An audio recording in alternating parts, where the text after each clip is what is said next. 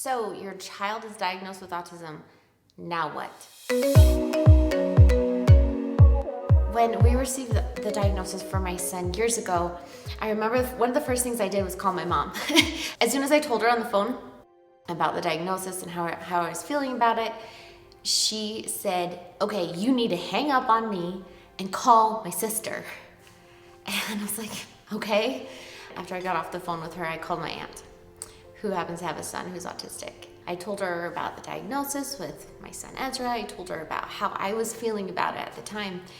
And it was so nice to have someone that would just listen to me and not judge me and validate my feelings. She said exactly what I needed to hear, because as soon as I had someone on my side who would listen to me, I was able to move on and get away from those negative feelings and those sad feelings a lot quicker, because I let myself feel them. After my aunt validated my feelings, she proceeded to give me compliments. And it wasn't like broad compliments like, oh, you'll be such a good mom, because if she would have said that, I would not have believed her. I wouldn't have. I'd be like, thank you. Yeah, whatever, you don't know what you're talking about. She gave me compliments to build me up that I actually believed. For example, she said, oh, remember when you did this thing? You're so good at this. And it was really specific. And she turned the conversation into a positive thing. And by the end of that long phone call, my aunt said, Holly, congratulations that your son's autistic. And I felt something new. And it's something that I have felt many times since. And that's pride. Pride in my autistic son, Ezra.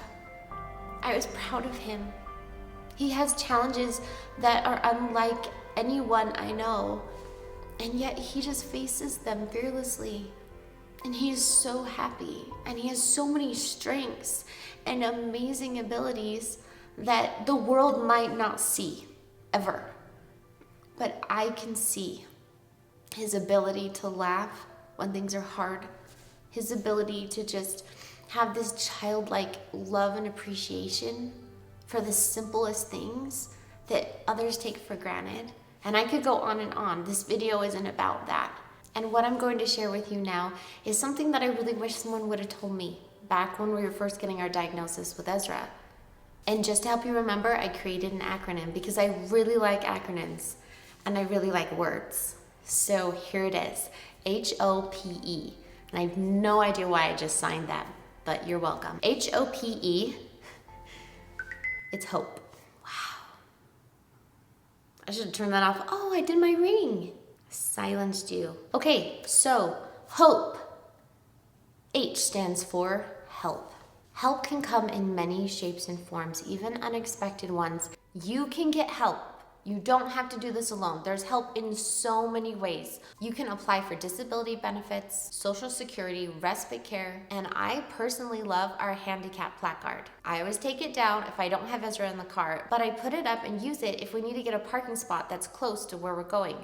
Because Ezra, I always have to hold his hand and keep him close, or he will run and dart out in the middle of the road so fast that it's really difficult sometimes to take him places. And having that card has probably saved his life. I'm not even kidding. Do you think I'm exaggerating? I'm not. You can build a community around you that will truly help you through this journey. A few years ago, Ezra was having a really difficult time. And I knew that it was more than just sensory input around him. He was screaming because he was in pain. We ended up taking him to the emergency room at a children's hospital, and they immediately admitted him. It was so scary to watch him. And after 2 full days at the hospital and a ton of awful tests, we still didn't have any answers. I remember the 3rd night in that hospital, and I just prayed. And I got this idea. What if I took a video of my son Ezra during one of his screaming fits and put it on a Facebook group that was just for autism moms? And at first I thought, no, I can't do that. I don't want to put my baby online like that. But the more I thought about it, the more I realized I just am not going to get any answers any other way.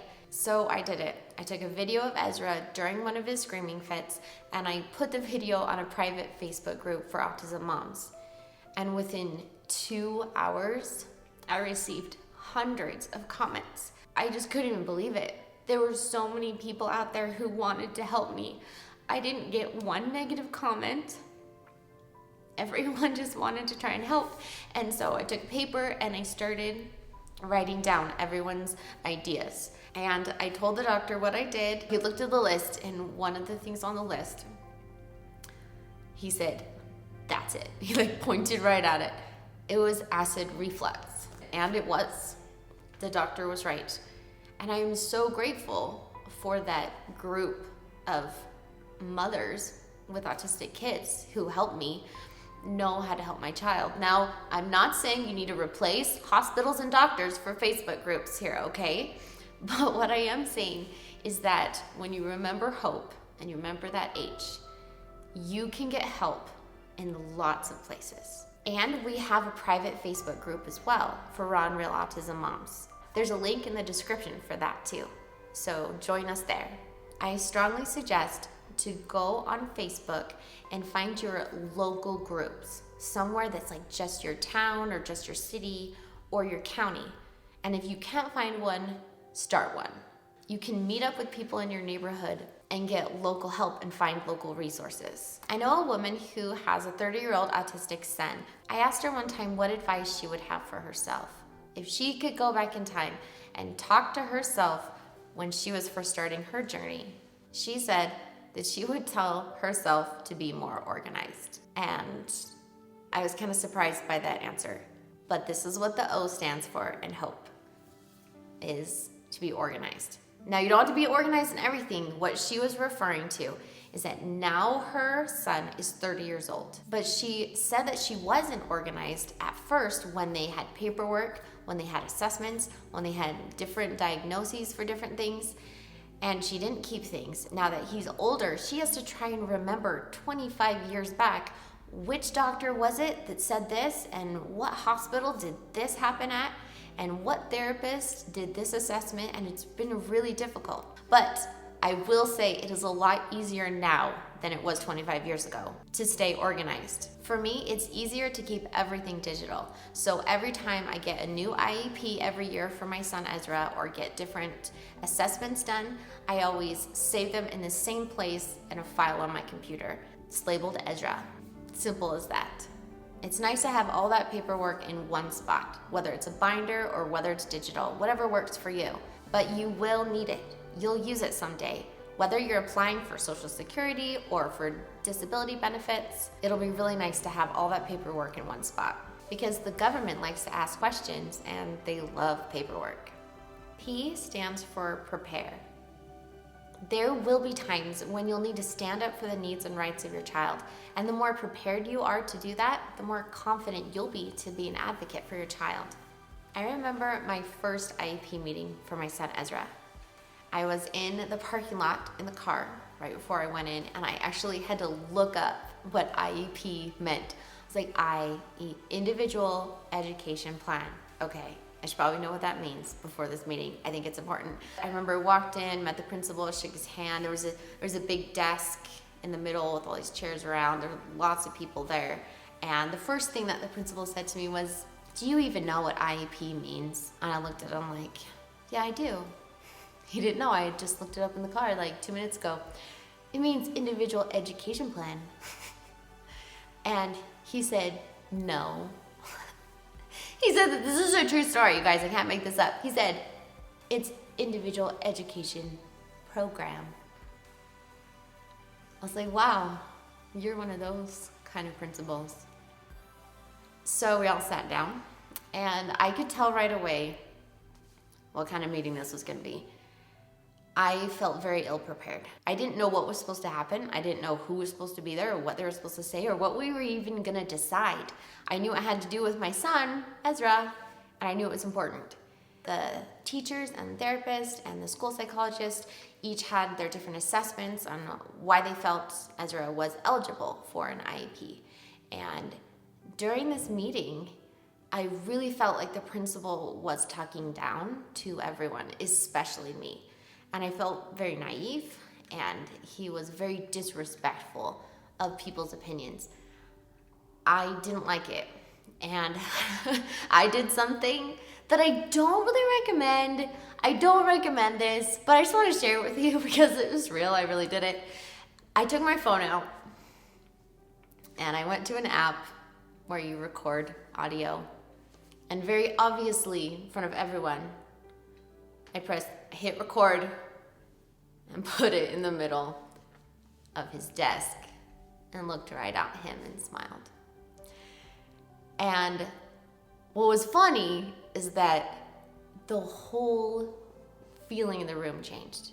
It really changed because he looked at me like, oh, you're one of those moms. But after he knew that I was recording the audio of this meeting, he talked to everyone, including me, with a better, respectful tone. He stopped interrupting people. And I felt that the meeting went smoother. I did. Now, the reason I don't necessarily recommend that for everyone is because I kind of burnt a bridge with him. Even to this day, I'm not his favorite person. But I am glad that I got that audio because I listened to it later and it helped me be prepared for the next meeting the next year. It helped me learn what an IEP meeting is. Now, you might not even do public school with your child. You might do homeschool, you might do private school, or you might even do therapy clinic with your child. You'll know what's best for your child. But no matter what you decide, it's always important to be prepared as much as you can. Now, hopefully I haven't overwhelmed you. I don't mean to. This can be an overwhelming part of the journey. I also learned from that experience, and I hope that you can learn from that experience too. Since then, I learned the questions to ask when I have no idea what people are talking about. And I've learned what words to say to get people's respect.